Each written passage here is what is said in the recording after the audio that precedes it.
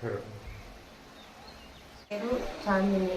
నేను సల్మాన్ అనే వ్యక్తిని నేను వైఎస్ఆర్ నగర్లో కాపురం ఉంటున్నాను. సల్మాన్ అనే ఆటో తొలే వ్యక్తిని 2016లో నేను ప్రేమ వివాహం చేసుకున్నాను. అంతకుముందే అతనికి పెళ్ళయింది. తన అత్త కూతురుతో పెళ్ళయింది. తను హ్యాండిక్యాప్ కావడం వల్ల పిల్లలు ఇద్దరు కూతుర్లు పుట్టినారు.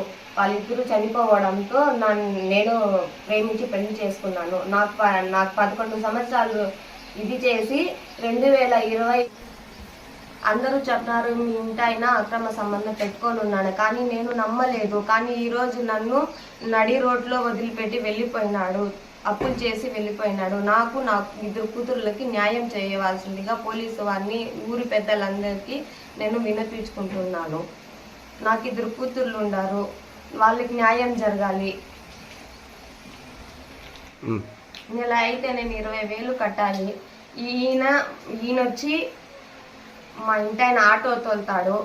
ఇప్పుడు లారీ డ్రైవర్గా పనిచేస్తా ఉన్నాడు. సల్మాన్ ఇతని పేరు. సల్మాన్. ఇప్పుడు నెల అయితే నేను 20,000 అప్పులు కట్టాలి. అప్పులోళ్ళు చాలా ప్రెజర్ చేసేస్తున్నారు. ఈ నెల 25వ తేదీ పంచాయతీ జరిగింది. మొత్తం సిఐ మేడం కూడా పిలిచి మాట్లాడినారు. ఈయన వచ్చి ఈమెతో అక్రమ సంబంధం పెట్టుకొని ఉన్నాడు.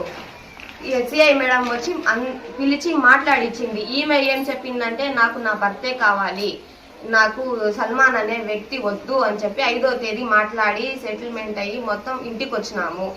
సోమవారం సాయంత్రం 6 గంటలకి ఇద్దరు వాళ్ళ చిన్న కుమారుడిని తీసుకొని వెళ్ళిపోయినారు. ఇప్పుడు నాకు న్యాయం చేయండి. నాకు 2 కూతుర్లు ఉన్నారు. నేను అప్పులు కట్టుకోలేను.